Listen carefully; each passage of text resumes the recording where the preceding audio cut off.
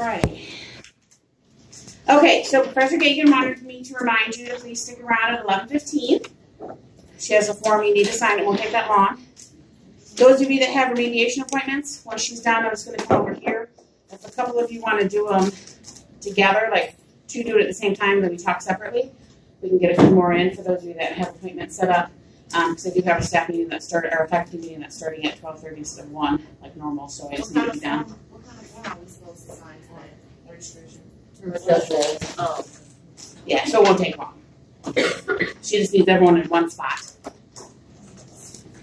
Okay.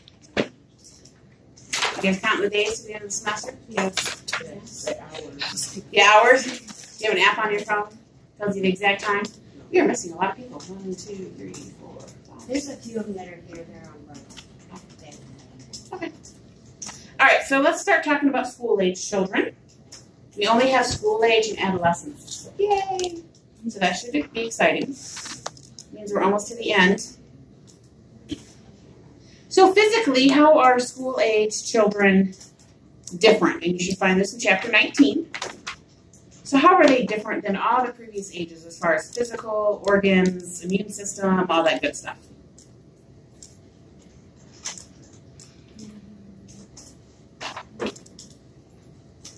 Table 19-3 has some good information for you.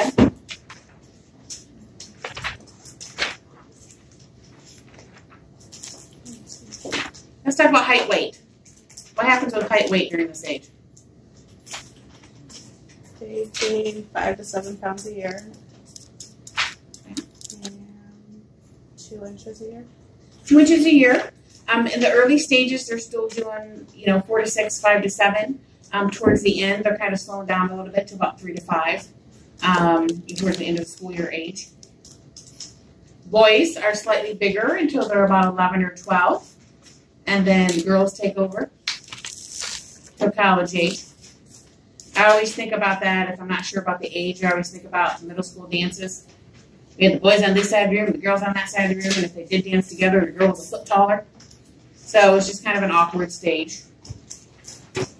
So how about organs and immune system? How is that at this age?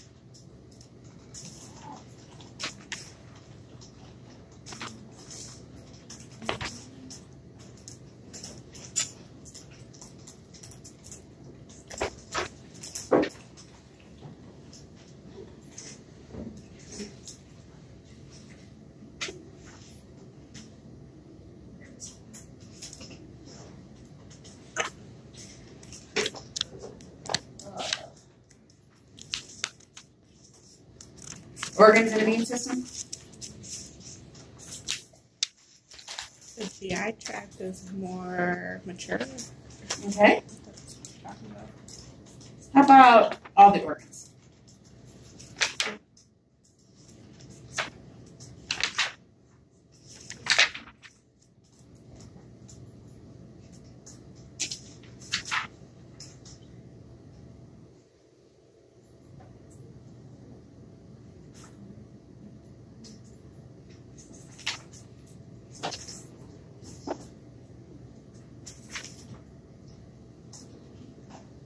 Can't have just one person doing the answer, so you all need to jump in, please.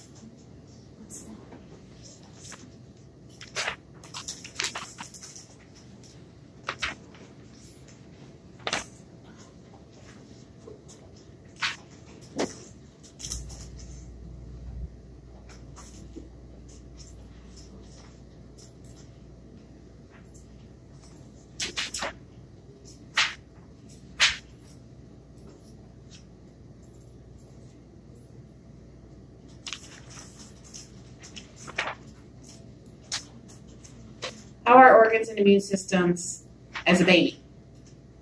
Not fully developed. Okay, not fully developed. How do they get as they get older? They develop. Get more Mature? mature. Okay. So when are they considered fully mature?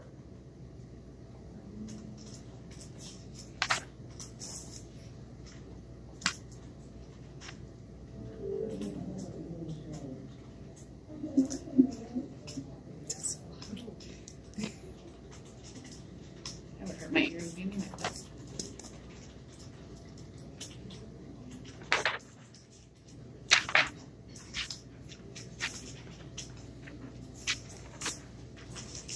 Yes, I need you to participate. Have you done your reading?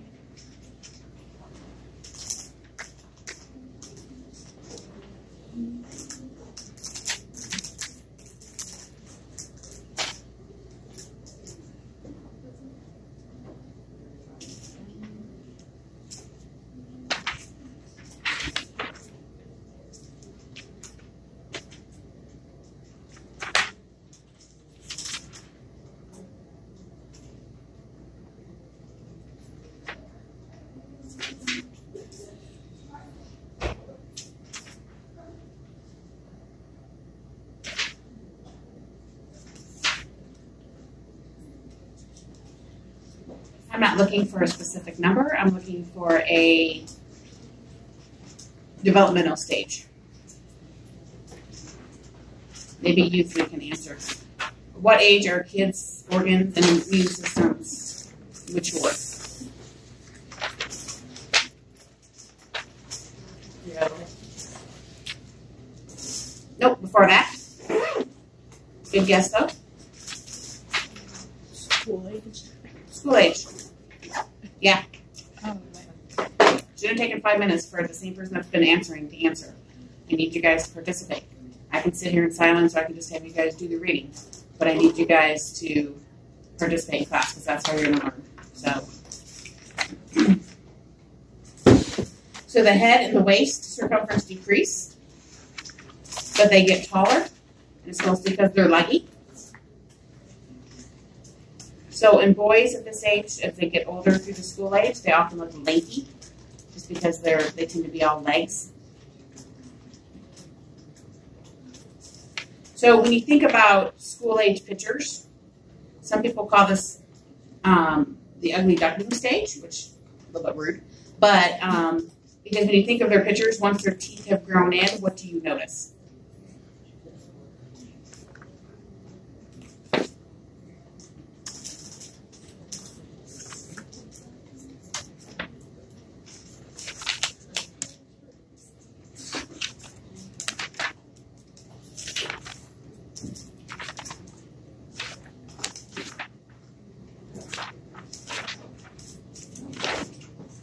So what do you notice when the teeth come in?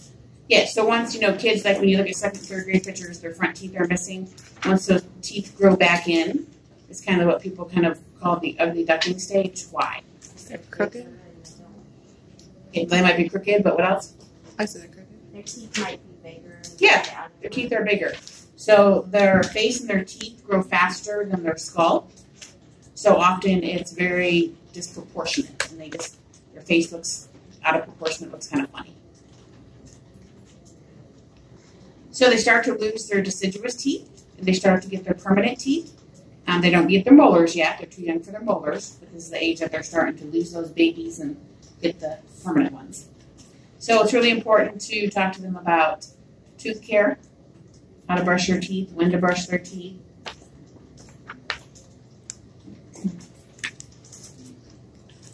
So when do bones ossify during this age? Are they ossified yet? When do they ossify?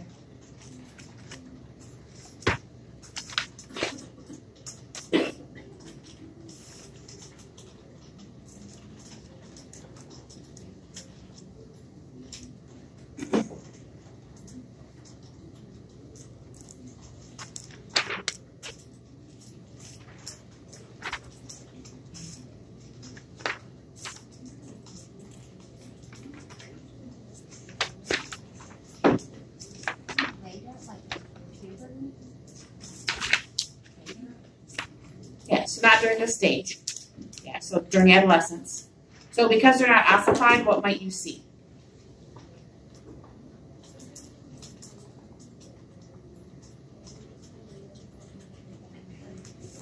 Continued skeletal growth.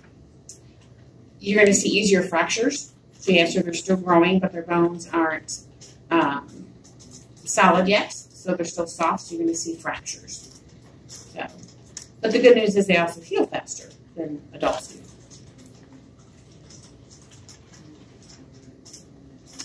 So what are you going to see as far as the vital signs? What increases, what decreases? Blood pressure does what? Increases. Heart rate goes down. Okay. How about respirations? Increase. Down. Yep. Blood pressure increases about 6 to 12 years of age, and then after that it should stabilize, so it's closer to the adult rate. But you are going to see a slight increase during those years of 6 to 12. So when you hear the phrase prepubescence, what do you think? What comes to mind? 10, 11, 12. Okay, but what does that phrase mean to you? So you got the right age. Before they hit puberty. Yeah. So prepubescence is technically 2 years before they hit puberty. So, which is different for everyone, especially girls. Sexual maturity happens differently and widely varied. But what is, if you had to pick one age that is most common for prepubescence, what age would you pick? 11. 9 or 10? Yeah, girls are starting their periods in 3rd and 4th grade now. I'd have 5th graders come in my office needing feminine supplies, and I'm like, oh, you've been on your period. Is this your first one? They're like, oh no, you've been on it for 2 years. And I'm like, oh, okay. So, because unfortunately, the earlier you start your period, the later you stop your periods. Yay. So, yeah. So if you started at 10 versus 14, then you're going to go longer, typically. Which I always thought was interesting because your ovaries only have so many eggs. Yeah. They only have so many ovulations. But I truly think it's the environment and the foods we eat. So this age, physical-wise, is a source of embarrassment. It's kind of an awkward age, especially as they get older. You know, their bodies don't match up. You know, maybe they might be all legs. They're kind of gangly. Breasts are starting to develop. You know, in boys, you know, the penis and the scrotum are starting to enlarge. So in the locker room, it can be very awkward. I know in middle school, where I'm from, the pool is in the middle school. So 7th, 8th, and 9th grade was middle school at that age. So we had to have swimming class twice a year as part of our gym because we had gym all year long. We had to wear these awful swimsuits that they provided that were like from the 60s. And it was just the locker room had no shower curtains, anything like that. And it was just really kind of awkward for all involved. It's important that size can vary drastically throughout the school age years. The school age starts from kindergarten and goes to adolescence. So you have to determine how old that person is, what developmental level they're at, and treat them at that, not at what they look like. I had a 5th grader come in several years ago when I was a school nurse. He was 6 foot tall. And I was like, holy smokes. And mom was 6'2" and dad was 6'8". So, and the teachers, he'd get in trouble a lot. He had some behaviors. But the teachers, the principal had to talk to the teachers and say, yes, he has some behaviors, but they're the same behaviors as his classmates, and you're not sending his classmates down. You have to remember that just because he looks older, he's not. So you can't expect him, you know, they weren't doing it intentionally. When you look at this big kid, you automatically think he should have better behaviors because he's older. And he didn't because he was a 5th grader. It was just a weird, kind of messed with your mind a little bit. But he was a good kid. So treat according to age, not size. Okay. So let's talk about psychosocial development. This is in chapter 19 as well. There's a table 19-1 to review. So what does Erickson say kids are at the preschool age? What stage? Preschool. I'm sorry, school age. At school age, what are they at? Industry versus inferior. Yeah, industry versus inferiority. Yeah. Inferiority. I say that wrong all the time. So this is the age that their fundamental attitude towards work is established. So this is important for multiple reasons. They're going to get this from home. If they have a parent that no matter what, they're sick, they go to work, that's kind of, they're going to see that, you know, hey, they're going to pick up typically that working attitude. You know, even though I'm sick, I don't feel well, I'm still going to go do my job. I need to do my job is important. You know, if they have a parent that makes every excuse in the book, doesn't go to work, they kind of see mom and dad playing the system, they may very well pick up on that as well because that is what they're seeing at home. This can affect school. I mean, every kid is going to sometimes be a little lackadaisical, a little lazy about wanting to do schoolwork. That's just natural. But you have kids that just don't even want to try. If it's hard, they don't want to try, and you talk to the parents, and the parents are like, yeah, that's okay.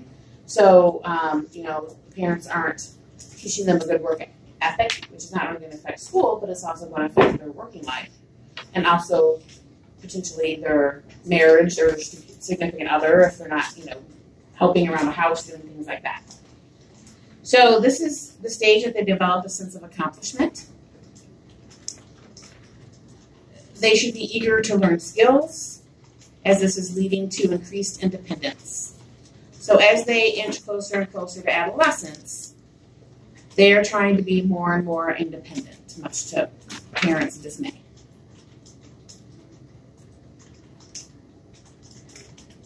Peer approval is huge, especially as they get towards the end of the school age years.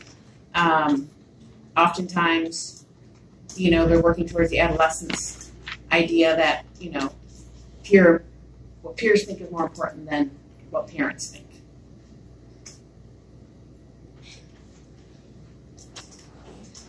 So they should enjoy accomplishing goals.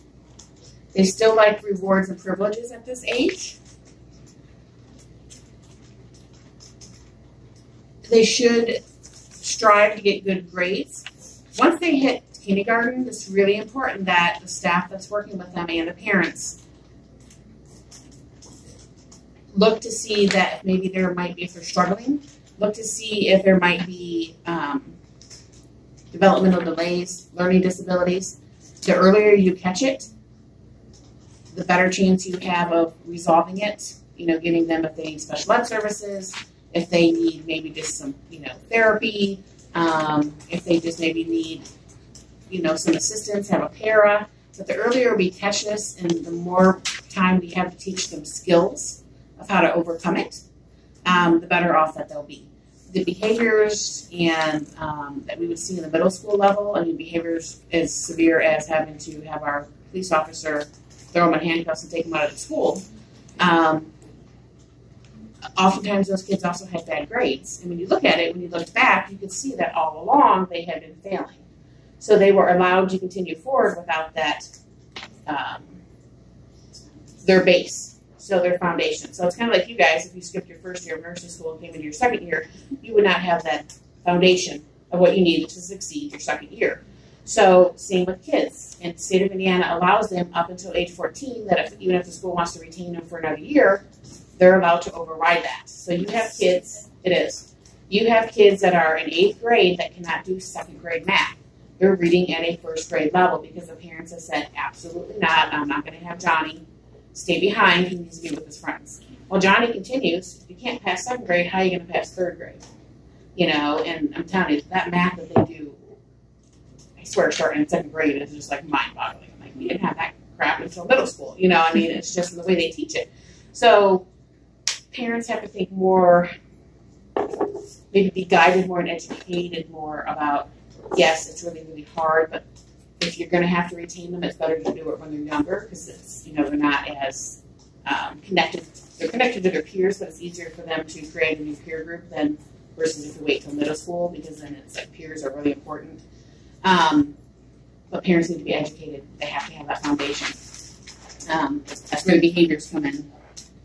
Success on teams is important. So if you have a kiddo that likes soccer, baseball, swimming, whatever, again, it should be like what that kid is drawn to, what that kid is good at, not what the parent likes or the parent reliving their childhood, teenage years.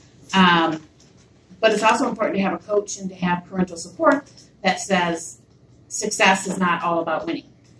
Winning is nice, but success is being part of the team, doing your best. That is what being successful on the team is. And unfortunately, in today's world, there's a whole lot of coaches and parents out there that it's all about the winning. So. Inferiority may result if the other stages aren't met. This can be from the child. This can be from the peers. This can be from the parents. This can be society. Inferiority can result if they are not reaching their goals.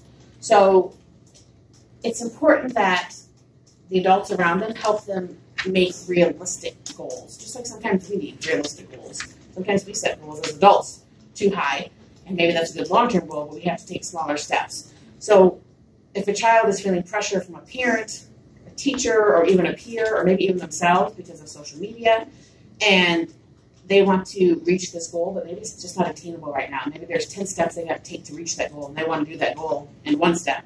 It's our job to help guide them and say, you know, how can we break this down to make it easier so this is a good long-term goal, what's a good short-term goal? How can we, you know, go forward?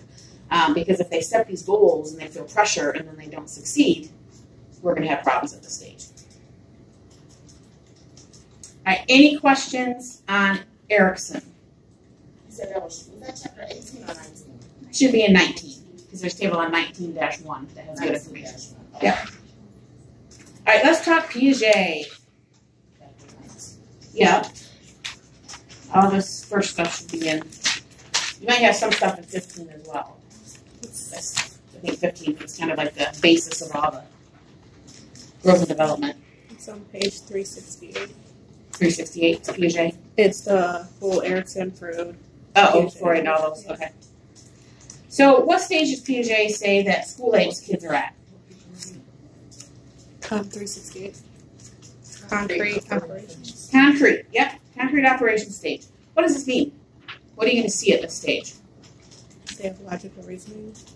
Yeah, they're starting to have conceptual thinking. They're starting to get reasoning. Understand cause and effect. Cause and effect. That's a great way to phrase it. Cause and effect. So they're able to use their thought to process and experience events, not only through their view, but through others as well. So they're coming out of that egotistical stage that the younger ones have, and they're starting to understand that their point of view of what happened is not the only one. So just because Mary doesn't agree with me doesn't mean that Mary is wrong. That's just how Mary saw it.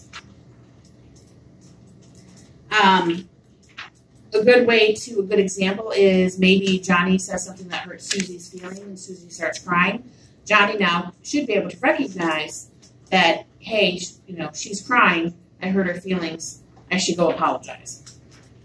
So, but again, some of that comes from home. You know, how they've been taught. You know, you apologize if you say something mean or you upset someone. But he's now able to recognize that he said something that caused Mary or Susie grief. So they progress from what they see, so they progress from the perceptual to what they can reason, so conceptual. So it's more complex thinking.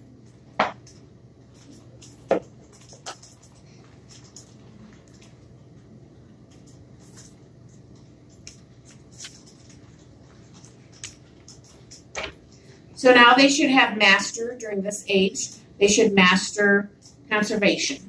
So first it's conservation of mass, and then conservation of weight,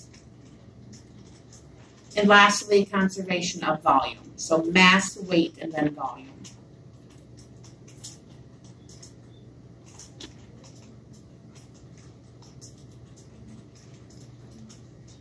They should be able to classify in a logical order. So who can give me an example of that?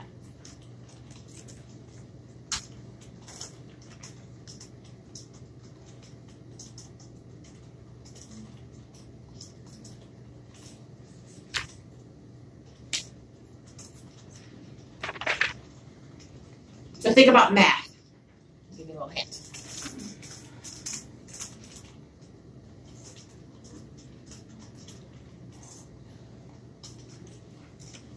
Classifying a logical order.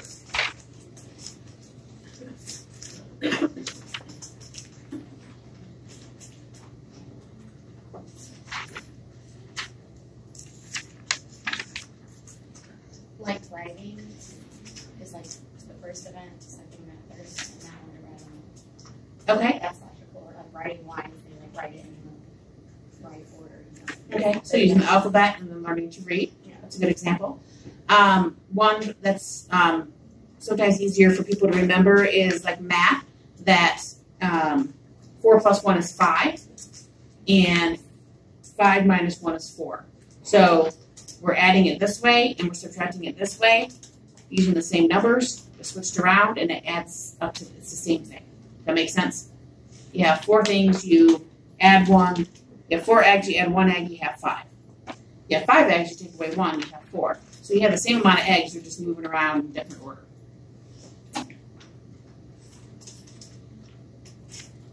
This is the age that they should start to develop increased self-confidence, self-concept about body image. This can come again from themselves, parents, peers, social media. It's not always positive. It's really important as the adults to help them develop this positive self-concept. You know, if you have a mother that is obsessed about weight, and maybe her child is going through that age, because every child kind of goes to that age where they're a little chubby, where they're, you know, they haven't hit that growth spurt yet, so they're, you know, they started having to get their height. And maybe she's telling her daughter, no, you're fat, no, you can't wear that, you know, it doesn't look good on you, you know, tries to punish her, withhold food. That is going to have a lasting, lifelong effect on that child. So, and again, peers can be mean, you know, kids can call their kids names. So it's really important that parents have an open relationship with, you know, try to get their kids from a young age to try to share, know if they're acting funny, if all of a sudden they're not eating certain foods, or they're not eating, question. But also, instead of saying, you know, telling their kid that you're fat and punishing them by withholding food or, you know, forcing exercise, make it something fun. Let's go for a bike ride after dinner. Let's go do a Zumba class together. So it's something that you're doing together. It's something that's fun. And it's not something that they're thinking, you know, I have to do this because, you know, I'm not skinny like Mary. So, but again, even though they're young at this age, it starts young now. It starts in elementary school with kids making comments. So you need to be aware of that. Any question on Piaget? Okay, let's talk Kohlberg, moral development. So Kohlberg breaks down moral development at school age between 2 different ranges. He does 6 to 7 years and 9 to 12 years. Not quite sure why he doesn't include 8-year-olds, but it's 6 to 7 and 9 to 12. So 6 to 7, how do kids feel about rules and consequences? What are their thoughts?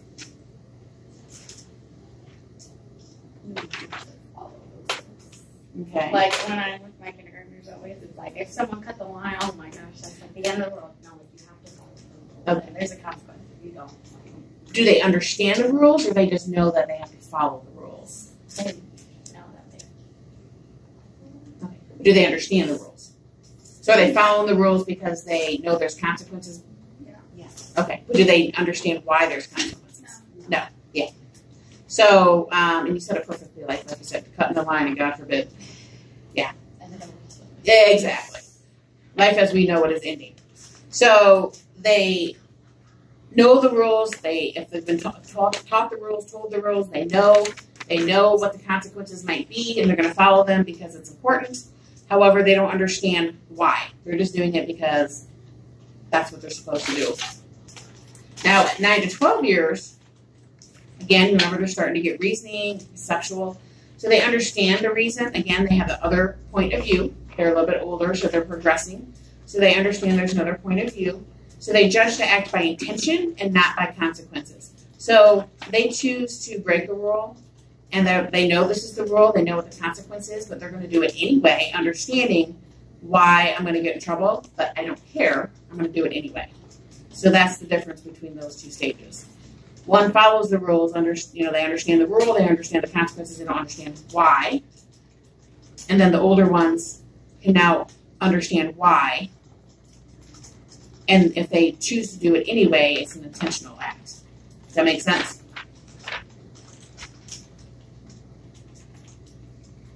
All right, how about spiritual development? What is key about spiritual development at this age?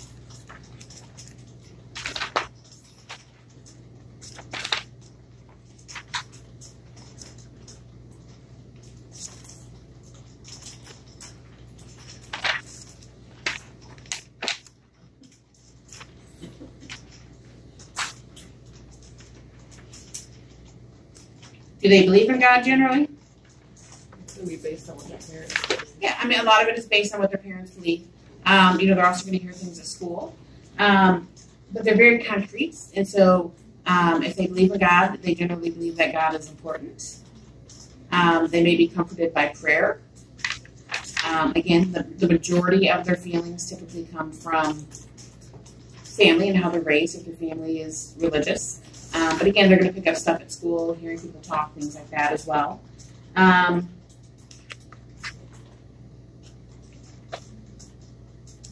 Yeah, those are the biggest things that you need to know for spiritual development. How about social development? What's important about social development at this age? We talked a little bit about it briefly a few minutes ago.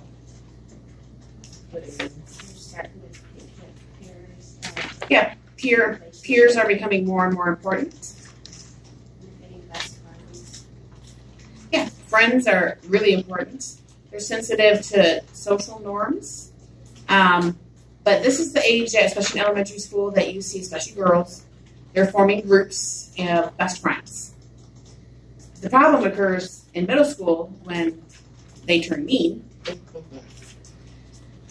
That maybe all of a sudden Mary tells the group that Susie is no longer their best friend and not to talk to her, not to play with her. And Mary's the ringleader. So all of a sudden Susie is squeezed out.